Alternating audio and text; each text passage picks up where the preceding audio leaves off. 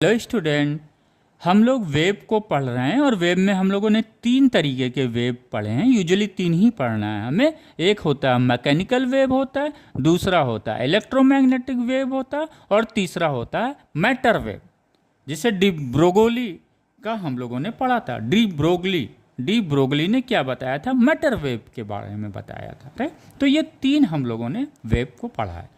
लेकिन वो वेव, जब भी कभी वेव आए बच्चों, तो दिमाग में एक चीज़ होना चाहिए, कहीं ना कहीं किसी ना किसी रूप में क्या है, सिंपल हार्मोनिक मोशन होता है।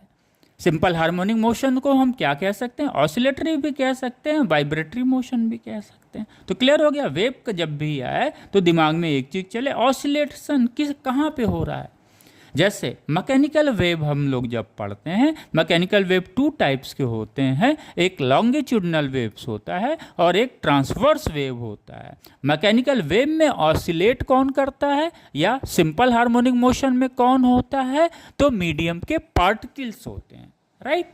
मीडियम के पार्टिकल्स अपने मीन पोजीशन से टू एंड फ्रो क्या करते हैं? एसएचएम करते हैं, मूव करते हैं।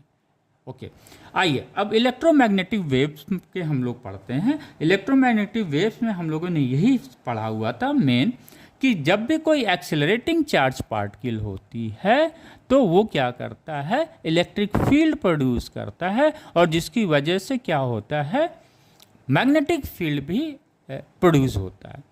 एक्सेलरेटिंग क्यों बोलते हैं? अगर चार्ज एक्सेलरेटिंग होगा तो जो हमें इलेक्ट्रिक फील्ड मिलेगा वो भी चेंज इन इलेक्ट्रिक फील्ड मिलेगा, चूँकि चार्ज एक्सेलरेट कर रहा है। और इसकी वजह से क्या होगा? जब इलेक्ट्रिक फील्ड में चेंजेस होगा तो उस चेंजेस की वजह से क्या होता है? मैग्नेटिक फील्ड इंड्यूस होता है, प्रोड्यूस होता है, राइट। क्लियर हो गया। तो हम इसको 4 पॉइंट में इलेक्ट्रोमैग्नेटिक वेव को समझ लें। First point, oscillatory motions of charge particle. Oscillatory motions ही हम क्यों बोल रहे हैं? अगर हम ऑसिलेटरी मोशंस पढ़ते हैं, जिसे हम सिंपल हार्मोनिक मोशन कहते हैं, तो कोई भी जो ऑब्जेक्ट है वो मीन पोजीशंस के टू एंड फ्रो क्या करता है?